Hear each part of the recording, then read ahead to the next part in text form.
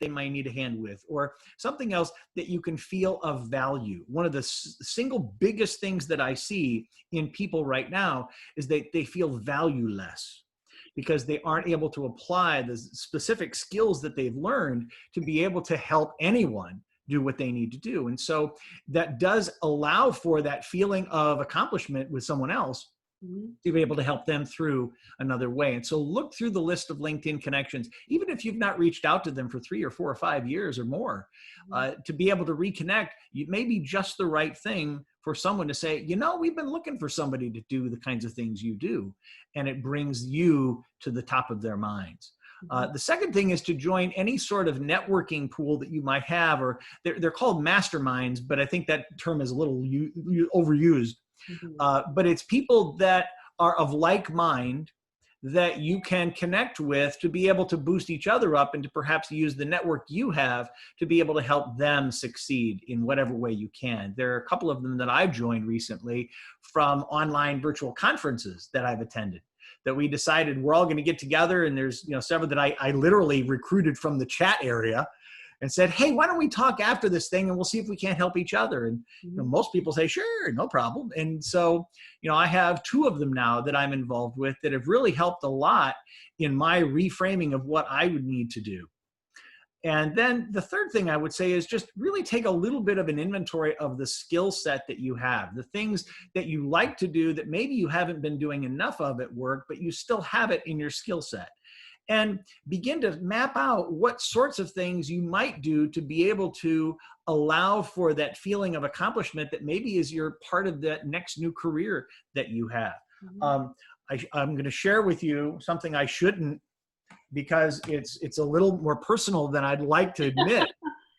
But as I began looking at the next thing for Bill, this is what I started. This is my list of stuff, starting with being at ISBI 360, so many other things that we wanted to be able to do. Right. One thing we began was a series of webinars designed specifically for people to help them through what's going on, starting with how to work from home. And that was the very first one we did. We did that March 17th. I mean, right away. And so we were prepared. And so every week to 10 days after that, we had someone else as an expert in that particular area that needed to be addressed right then and there. And so we went from selling to helping, and we did 14 of those. That's so smart. And being a resource, and always being a resource, because there's so many people that are not creative, that are very good with numbers and charts and figuring out that, and that they just have such a hole that they're not sure how to break out of. So you offering that is that's fantastic. Now, if I remember correctly, you also have something else coming up in the next few weeks, right? It's kind of by the magic of my little thing. How about that? The magic of TV. I wasn't prepared or anything. One of the things that we've become somewhat, not blind to, but the situation allows for collaboration now more than it ever has. People are more willing to accept phone calls and to look into collaboration or partnerships where they might not have otherwise. I mentioned those networking groups, the kind of masterminds. I had a group that I asked to be involved in one of those. And a young lady just kind of popped out of the group as one being very excited and very enthusiastic about what was next for her. This was a virtual event on virtual events, how to put on a virtual event, which seems weird now, but it's very cool. But her name was Lisa Manioki, and we began talking about the need for individuals like us to have a place to begin to reinvent ourselves. And so we decided, the 2 of us, that we would come up with a one-day summit that would allow those attendees to network with each other, to use each other's mutual Rolodexes to benefit the community at large. And so we have 8 amazing speakers that will be at this one-day event called Transition to Mission. And it's taking place on Friday, September 25th. And for those who are watching this within that time frame, if you go to transitiontomission.com, you'll be able to register. It will not just be a one-day event. It will actually be a continual monthly get-together of this same group helping each other move forward.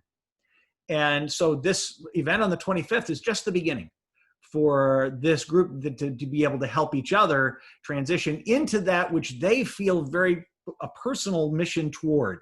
And that's really what we want to be able to do, to find the thing that's next for people that will really fulfill them and fulfill those around them. No, I think that's awesome. And I will definitely make sure to put that link attached on the blog when I post this too. And, finally, what's something different that you've learned? What's a skill set maybe that you've learned during COVID? I was pretty good on video before, but boy, have I gotten better on video. I felt like I had to be as a speaker, and I belonged to the National Speakers Association for many years. I have seen keynoters and I have seen others do work mainly on the platform, but I have seen some of the very best ones figure out the virtual way. And so there are a lot of virtual stages. And if I may, I'll clue everybody in as to like what this looks like. My home studio has a teleprompter and the TV there in the background. That's actually what I use to be able to do the broadcast behind me. So that's kind of to this side of me as I broadcast. And I have another camera that's actually mounted to my desk here. So I have a multi-camera shoot. I have an ATEM Mini, which is an actual video switcher. So I can go from one camera to the next with my own little setup there. It's awesome. And so I'm full bore into this. I did not sit around and figure out, what am I going to do? And I would encourage anybody that's thinking, gosh, what's next for me, to take a stab in some direction. Don't atrophy. Don't sit around and grow mold. Do something that has some meaning to you. I started playing piano more. And I've been a piano player for a very long time. Play at church, do a lot of different fun things. I play by ear, so it's been fun. My wife kind of challenged me one time. She said, when COVID first started, I did this Facebook Live, take any request you want kind of thing. Cool. So we did an hour of happy hours Friday at 5:00, and I put a Corona beer on the piano, which was really funny at the time. And so I've had more Corona than I've ever had because I just am sick and think it's hilarious. So that's what I've done. So I have taken out some of the frustrations in my piano work. I've rediscovered some of the songs I've written. And it has been maybe one of the most creative times I've ever gone through. And I think, we talked a little bit about that in your world, some of the things you do in Pinterest and some others. I'm not a Pinterest guy by any means, but I don't understand it very well. But I've found ways in which to engage myself. And in fact, within my keynote, I actually have a piano performance in it's a parody of Piano Man, actually, with the 7 voices in your head actually singing along on tape in harmony with me while I perform it. All right, I'm going to dig through YouTube and see if I can find it. You'll see it on the7voices.com, number 7. Okay, cool. It's right there. There's a small clip there. If you're really curious. I'm going to steal it and put it on this. I love it. Bill, I'm excited for what you're doing, Allison, and I want to say thank you for everyone. And for those who are watching, if you've gotten this far, just understand what Allison is doing. This is not for her gain. This is for all of you to be able to find that next, whatever that next is for you. And this is her way of being able to give back in some way for you. So please do what Allison has asked you to do, to network with others, help each other during this time, gang. The sports industry is a very tight-knit fraternity. Absolutely. And it has pained me. And I don't mind saying this, and I may get emotional doing this, but within minor leagues especially, this is where I got my start. Yeah. I have been accepted more in the minor league community, and I think I relate to it more being a small town guy. There has been more pain and suffering within the 160 teams of minor league baseball and the non-affiliated teams than I can even begin to fathom. And my heart goes out to all of you. And if anyone is interested in reaching out to me, you are welcome to do so. May I give out my email, Allison? Is that okay with you? Absolutely. Okay. Bill at the800poundgorilla.com.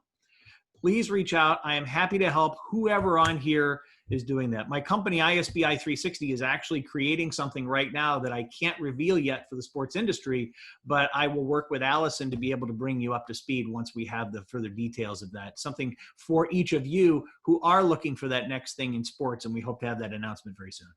Bill, you're amazing. Thank you so very much. So we'll go ahead and stop the recording, and